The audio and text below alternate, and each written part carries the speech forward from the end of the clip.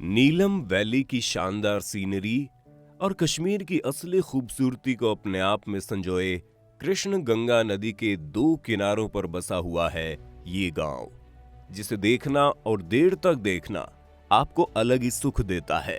चारों तरफ से ऊंचे पहाड़ों से ढका हुआ यह इलाका कश्मीर के उन चंद इलाकों में से एक है जिसको लेकर ना तो इंडिया पूरी तरह से संतुष्ट है और ना ही पाकिस्तान। जी हाँ, पाकिस्तान इसलिए क्योंकि ये कश्मीर के उन इलाकों में से एक है जो पीओके यानी पाकिस्तान अधिकृत कश्मीर के पास आता है। इस इलाके की बात आज हम इसलिए कर रहे हैं क्योंकि इस नीलम घाटी और कृष्ण गंगा नदी के किनारों पर जो गांव बसा हुआ है उसका एक हिस्सा पाकिस्तान में है और एक हिस्सा हिंदुस्तान में, जो कि अपने आप में काफी रोचक बात है। कैसे एक ही गांव के दो हिस्से दो अलग अलग मुल्कों में हैं, वो भी उन दो मुल्कों में जो एक दूसरे को अपना सबसे बड़ा दुश्मन मानते हैं। तो आखिर इस गांव के लोग कैसे रहते हैं और क्या कारण है कि ये गांव दो अलग अलग नामों से दो मुल्कों में बटा हुआ है, आज के इस वीडियो में हम आपको यही बताएंगे। आइए शुरू करते हैं इस खूबसूरत गांव की खूबसूरत सैर। अगर भारत की तरफ से देखें तो कश्मीर के कुपवाड़ा जिले में स्थित एक गांव जिसे तिथवाल या तीतवाल गांव के नाम से जाना जाता है, वो पाकिस्तान के साथ बनती हुई एलओसी लाइन के कारण भारत का भी हिस्सा है। अब अगर हम बात इस एलओसी लाइन की करें तो ये लाइन एक ऐसे ब्रिज के बिल्कुल बीचों बीच से गुजरती है जो कृष्ण गंगा नदी के ऊपर बना हुआ है। इस ब्रिज का जिक्र इसलिए क्योंकि यही वो ब्रिज है जो नदी के इस किनारे के गांव को नदी के दूसरे किनारे के गांव से जोड़ता है। दोस्तों, अब अगर लाइन के उस पार की बात करें तो वीर ज़ारा फिल्म का एक गाना याद आता है जिसमें कहा जाता है कि वही शाम है वही सवेरा, ऐसा ही देश है मेरा। ये लाइन हमने आपको इसलिए याद दिलाई क्योंकि इस ब्रिज के दूसरी तरफ भी कुछ और नहीं बल्कि थोड़ी सी ऊंचाई पर बसा एक गांव है जिसे चिल्हान नाम से जानते हैं, जहां पर लोग बिल्कुल उसी तरह रहते हैं जैसे ब्रिज के इस तरफ यानी हिंदुस्तान में रहते हैं। वही दिन वही रात, ठंडी गर्मी बरसात सब वही, लेकिन फर्क कोई मामूली नहीं बल्कि दो मुल्कों का है। इस चिल्हाना गांव के लोगों की बात सुने तो यहाँ के कुछ बुजुर्ग कश्मीरी में कहते हैं कि उनके दादा परदादाओं ने आजादी से पहले ये कभी नहीं सोचा था कि उन्हें पासपोर्ट बनवाना पड़ेगा।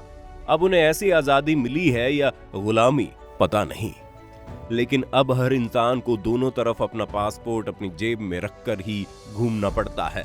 ऐसा इसलिए क्योंकि दोनों तरफ की फौजें इस बात से चिंतित रहती हैं कहीं कोई उस तरफ से गैर कानूनी तौर से तो नहीं आया है, क्योंकि शक्लो सूरत हाव भाव से कोई नहीं बता सकता उन दोनों गांवों में कौन पाकिस्तान का है और कौन हिंदुस्तान का। यहाँ के लोग बताते हैं दोनों तरफ उनके रिश्तेदार और घर के लोग रहा करते हैं जिनसे मिलना जुलना आना जाना लगा रहता है। लेकिन भारत पाकिस्तान की बढ़ती दूरियों की वजह से आज जिस ब्रिज से दोनों तरफ आया जाया जाता था वहां दोनों ओर की फौजों ने तार बिछा दिए हैं और उस एरिया को हाईली सेंसिटिव एरिया घोषित कर दिया है, जिसका मतलब ये है कि अगर इन दोनों गांवों में से कोई भी उस ब्रिज के आसपास दिखाई देगा तो फौज उन्हें बिना पूछे गोली मार देगी। इसीलिए दोनों गांवों के लोग अब अपने रिश्तेदारों से न तो मिल सकते हैं न उनके घर जा सकते हैं। अब अगर बात करें आखिर इन दोनों गांवों को इतना सेंसिटिव क्यों बना दिया गया है, तो उसके लोकल और पॉलिटिकल दोनों कारण हैं। दरअसल इन दोनों गांवों के हालात आजादी के वक्त ऐसे नहीं थे, लोग इस पार से उस पार आ जा नहीं सकते थे, बल्कि सिचुएशन तो ऐसी थी कि जो कश्मीरी इस बंटवारे में बट गए थे उनके लिए खास व्यवस्था के तहत दोनों तरफ आने जाने की परमिशन थी। होता कुछ यूं था कि जो भी इस गांव का निवासी था या लोकल कश्मीरी था, अगर वो दूसरी तरफ जाने के लिए पासपोर्ट ऑफिस जाता था तो उसे पहले ये बताना होता था कि वो किससे मिलने जा रहा है। इसके बाद वो जिसके बारे में बताता था दूसरी तरफ उनसे ये कंफर्म किया जाता था क्या वो इंसान को जानते हैं जिसने उनसे मिलने की अर्जी डाली है। एक बार के कंफर्मेशन के बाद उस इंसान को दूसरी तरफ जाने का वीजा मिल जाता था, जिसके लिए उसे कोई पैसे भी नहीं देने होते थे। ऐसा एलओसी बनने के बाद से लगातार चलता रहा, लेकिन 2018 में इस क्रॉसिंग ब्रिज को बंद कर दिया गया और किसी भी तरह की वीजा परमिशन भी खत्म हो गई। जिसका मुख्य कारण पुलवामा में हुआ हमला और इंडिया के द्वारा किया गया एयर स्ट्राइक था। इसी के बाद से आज इन दोनों गांवों के लोगों को रोज दहशत में रहना पड़ता है। कुछ लोग बताते हैं कि कभी-कभी जब वो पार नहीं जा पाते थे तो उसी दिन किनारे बैठकर वो अपने लोगों से बात कर लिया करते थे। लेकिन इस हमले के बाद से नदी के किनारे भी जाना पूरी तरह से बैन है। अगर लोकल कारण की बात करें तो तीथवाल गांव में आने वाली कुछ बड़ी मीडिया रिपोर्ट इस बात का दावा करती हैं कि पाकिस्तान की तरफ वाला चिल्हाना गांव थोड़ी सी ऊंचाई पर स्थित है। इसी बात का फायदा उठाकर पाकिस्तानी फौज के स्नाइपर माहौल खराब करने के लिए कभी-कभी तीथवाल गांव के लोगों पर फायरिंग कर देते हैं, जिससे अक्सर कई लोग घायल हो जाते हैं या कुछ की तो मौत भी हो जाती है।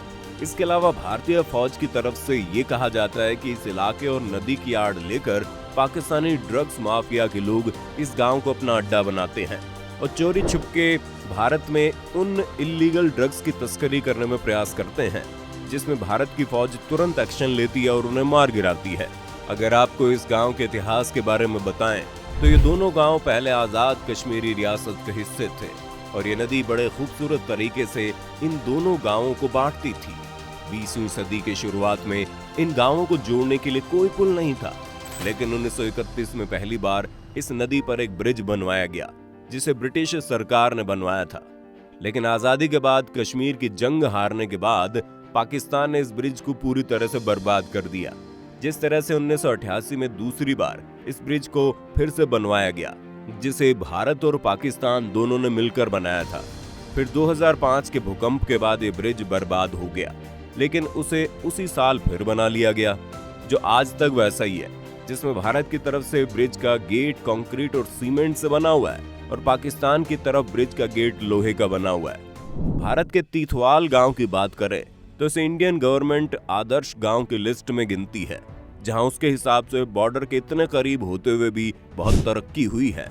लेकिन अगर गांव वालों की माने तो वो कहते हैं किसी भी बॉर्डर से सटे गांवों में हमेशा सरकार लोगों को पक्के और मजबूत घर प्रोवाइड करवाती है, साथ ही एक ऐसा बंकर भी जहां युद्ध की स्थिति में छुपा जा सके, लेकिन ऐसा उस गांव में कहीं देखने को नहीं मिलता। आज के समय में इन दोनों गांवों के असली कश्मीरी या लोकल लोग यही चाहते हैं कि किसी तरह से ये प्रतिबंध फिर से हटे और फिर से लोग अपने लोगों से मिलजुल सके।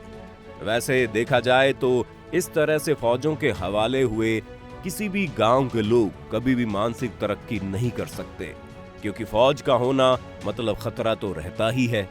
खैर आगे जो भी हो, लेकिन अच्छा होना चाहिए। बाकी आपका इन गांवों के बारे में क्या ख्याल है, हमें अपनी राय कमेंट बॉक्स में जरूर दें। वीडियो पसंद आए तो इसे लाइक और शेयर जरूर करें, साथ ही चैनल को सब्सक्राइब जरूर करें। और अगर आप ये वीडियो फेसबुक पर देख रहे हैं तो हमारे फेसबुक पेज को भी लाइक और फॉलो करें।